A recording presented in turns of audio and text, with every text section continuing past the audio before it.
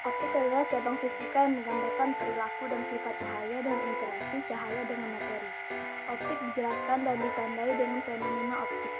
Optik berasal dari bahasa Latin yang berarti tampilan.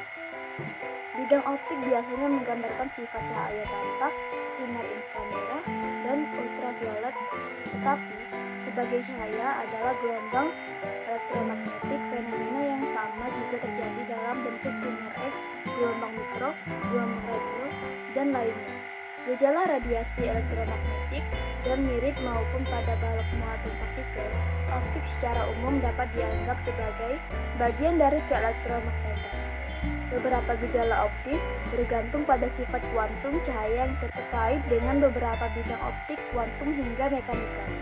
Dalam prakteknya, sebagian besar fenomena optik dapat dihitung dengan menggunakan sifat dari cahaya elektromagnetik, seperti yang dijelaskan oleh persamaan Maxwell.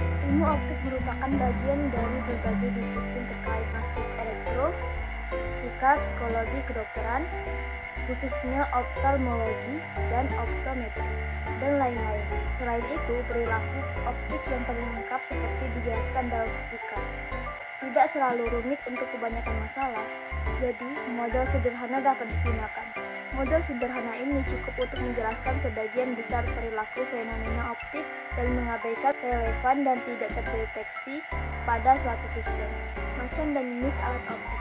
Yang pertama, setiap manusia memiliki alat optik tercanggih yang pernah ada, yaitu mata. Mata merupakan bagian dari panca indera yang berfungsi untuk melihat. Mata membantu kita menikmati keindahan alam, melihat teman, mengamati benda-benda di sekeliling, dan masih banyak lagi yang dapat kita nikmati melalui mata. Coba bayangkan bila manusia tidak mempunyai mata, atau mata kita buta. Tentu dunia ini terlihat gelap gulita.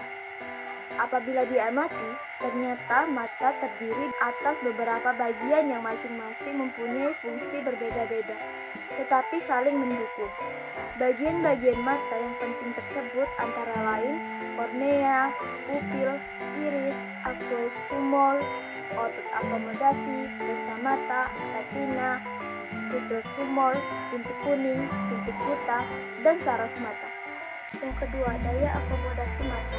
Bola mata Anda tentunya tetap, sehingga jarak lensa mata ke retina juga tetap. Hal ini berarti jarak bayangan yang ditetapkan lensa mata selalu tetap. Padahal jarak benda yang kita lihat berbeda. Bagaimana supaya kita tetap dapat melihat benda jarak bayangan yang terbentuk tetap? Meskipun jarak benda yang dilihat berubah, tentu kita harus mengubah jarak fokus lensa mata dengan cara mengubah kecenderungan lensa mata. Hal ini yang menyebabkan kita bisa melihat benda yang memiliki jarak berbeda tanpa mengalami kesulitan. Kemampuan ini merupakan karunia Tuhan yang sampai sekarang manusia belum bisa menirunya. Lensa mata dapat mencembung ataupun memipih secara otomatis karena adanya otot akomodasi atau otot siliar.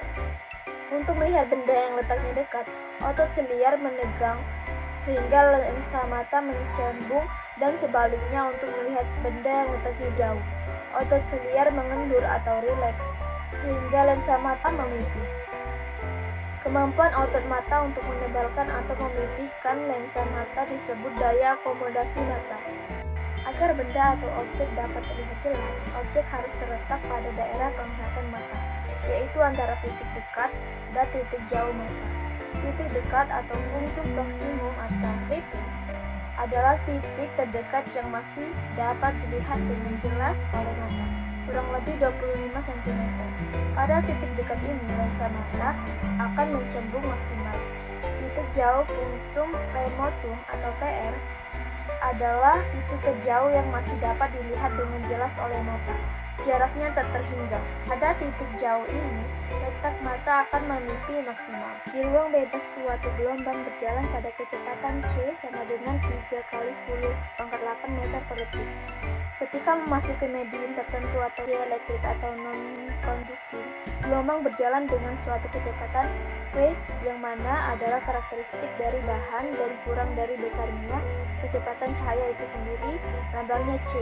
Perbandingan kecepatan cahaya di dalam ruang hampa dengan kecepatan cahaya di medium adalah indeks bias, lambangnya N. Yang artinya rumusnya N sama dengan C per V.